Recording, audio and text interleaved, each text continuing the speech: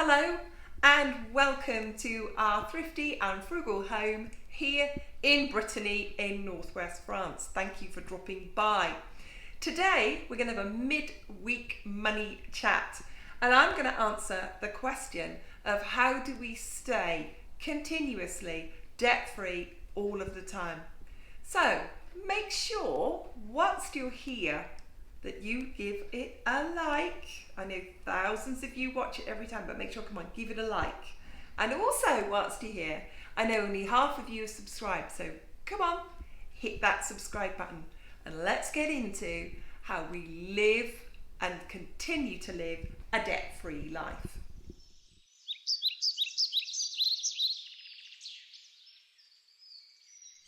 A lot about our frugal life and staying debt free is about the compromises that we are prepared to make.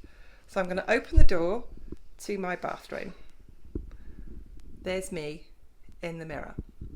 Now, when we bought this house, this room had a toilet in it. That's all it had. It just had a toilet in it. And our other bathroom upstairs is not big enough for a bath, but this is. So there's a bath in it. So I have to make the choices of which part of the house I fix up first, because we're not prepared to exhaust our savings on things that are wants. I want some lino on the floor. I obviously want some bath panels around the bath. I want some tiles around the sink, and obviously I want some tiles on the wall.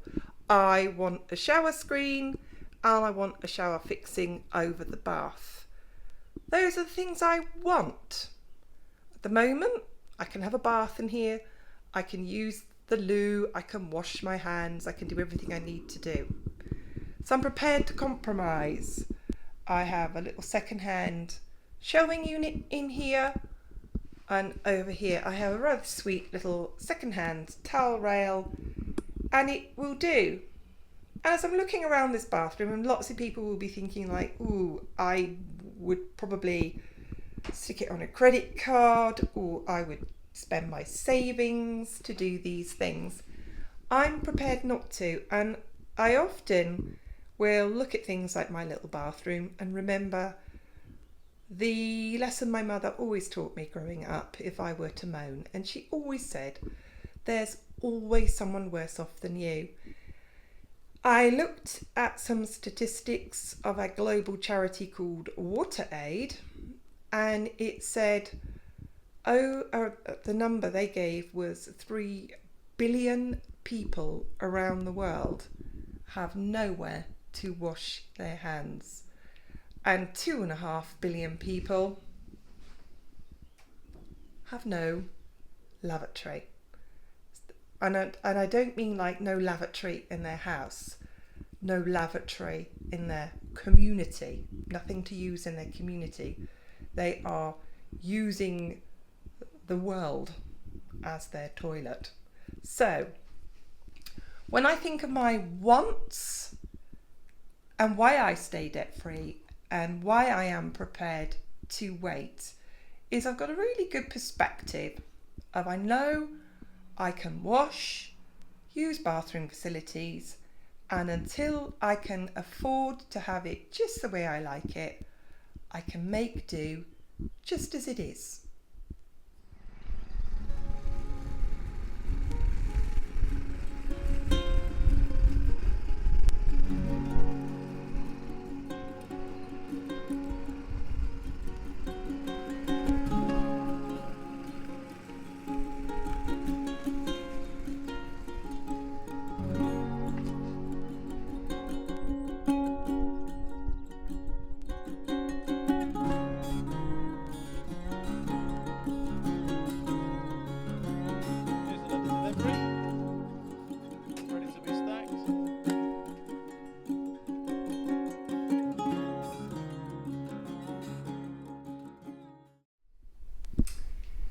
Let's talk planning and patience.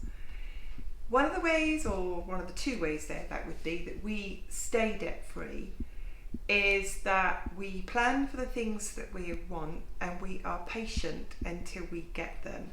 I'm standing in the kitchen, as you can see, and when we first moved in, there was no kitchen in here whatsoever. There was a sink, second-hand gas cooker, second-hand fridge. That's how we got started.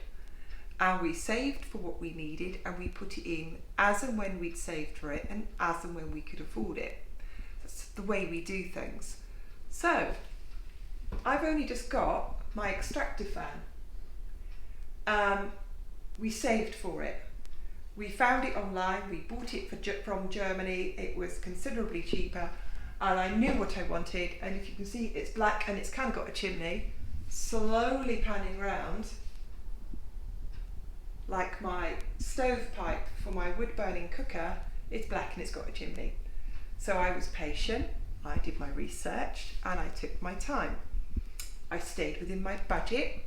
I knew how much I wanted to spend.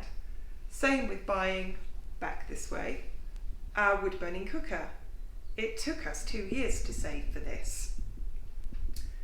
We made do, back to me, we made do with a €100 second-hand 50-year-old wood burning cooker until we could afford this.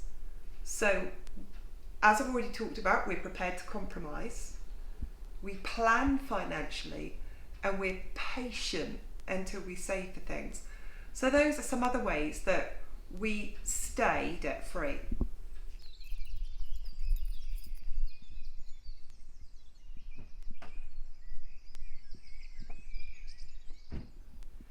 Well, welcome to Bert the Bolingo, Bert the old banger, Bert the trusty Citroën. I love him, he's a real workhorse. We bought Bert the Bolingo because we needed a van type vehicle for all the work that we were going to do to the house.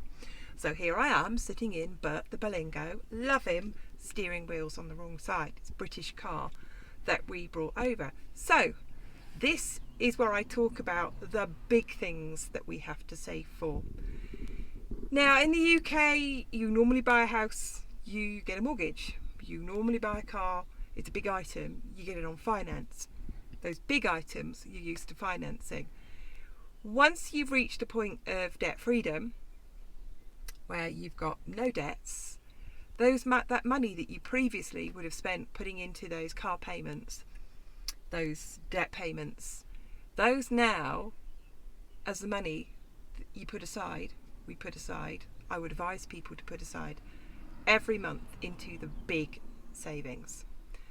Now we here in France pay a huge amount more.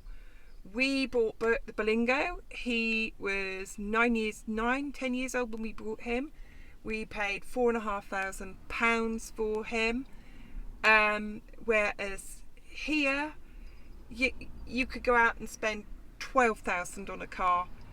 You'll get something with high mileage and it'll be more than 10 years old. So we are saving to buy a car that was probably 3 years old that will then last us 10 years. So it's simple maths, isn't it? We have to work out we'll need 15,000. It's going to take us 3 years to save. And that means we need to be putting aside 400, 450 a month for the big items like a car. So here's my advice to anybody when you've got something big to save for. Set your time. It's probably going to be 3 to 5 years of saving. Divide that obviously by the years, and then each year by 12, giving you the amount of money that you have to save or earn extra to save each month. Because if you don't, what are you going to do when you do need a car? That's a situation where lots of people get themselves back into the debt payment thing again, because the big items like a car, because people just don't have 10, 15,000 pounds of cash lying around. As I've said, back in the UK, you could save up 5,000 pounds to get yourself a good car, a really good car. You need more than that here in France. We've seen 20, 25-year-old cars for sale for like €3,000. So we need to make those big long-term savings. So think about how many years that you need to save for, and then divide that by, so 15,000 divided by 5, and then divide that each time by 12, giving you the amount of money that you have to save each month to stay debt free, so you can save up for those big items like a car.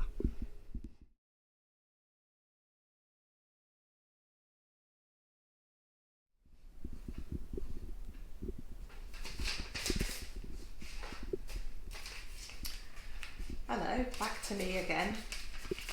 What am I doing, you might be thinking? So in my budget book, I have my set budgets and I have my set spending for the month.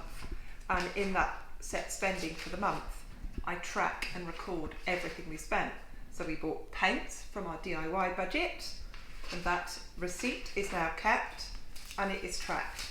And every single transaction, every single purchase I make is planned and recorded and tracked.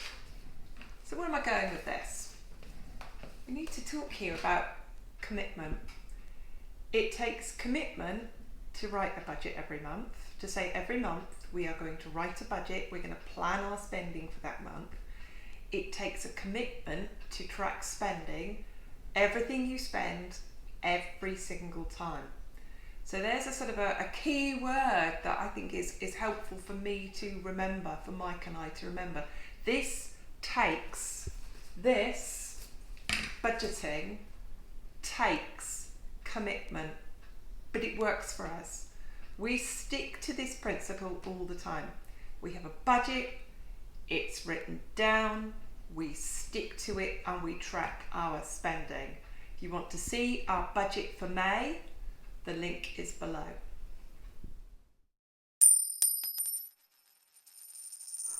Caught me thinking, money, mindfulness.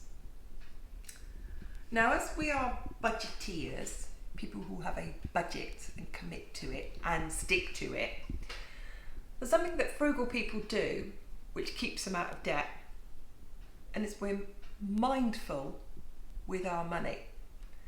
Now, what do you think of as a fixed expense? The gas bill? The mortgage? The electricity bill? Well, how about this one? Throw this one at you, see what you think of this one. Everything is a fixed expense. Every single thing you spend at any time in this year, next year, the next 5 years is a line on that budget. There's no such thing as a surprise. It's no surprise that you have a dentist bill. You got teeth. Well, unless you've got teeth that are marvellous and you could be very lucky and you never have a filling and you never need them scraped and polished and you never need to go and get them checked and you never need an x-ray, but most of us, we do. And we have to have money put aside for that. You may have perfect vision and you may never need an eye test and never need glasses, but those of us getting older, we more than likely need an eye test every 2 years and glasses. It's no surprise. Christmas, it's no surprise, it happens every year. Birthdays, you see where I'm going with this, can't you? Pets, they're going to get sick, they're going to need the vet. You've either got pet insurance or you're putting money aside for it. They're going to need the groomers or you're going to learn to do it yourself. Every single thing is a fixed expense. Food is a fixed expense. A line on our budget, my budget, maybe yours, is food. Ours is $300 a month. All our pet food, all our toiletries, all our cleaning products and everything we eat and drink, €300 a month. That's a big budget, we live well. I'm looking through other things here that are fixed expenses. If you own a car, it's going to need a service every year. It's going to need new tyres. It's going to need windscreen wipers. It's going to need cleaning products to clean it. You're going to need to either take it to the car wash or clean it yourself. Here where we live, we're not allowed to put a jet washer on the car on the street. We have to take it somewhere and pay about €5 to wash it, where the water gets put into a tank and cleaned. I don't know why, but anyway. Everything's a fixed expense. If you have children, there's fixed expenses. They're going to need school uniform. They're going to grow out of that mid-year. They're going to need school supplies. They're going to go to birthday parties. They're going to go on school trips. all of those. There's no surprises. There's nothing that isn't a fixed expense. Now, you may or may not agree with that, but we see, and this is what keeps us out of debt because we plan for everything, everything is a fixed expense.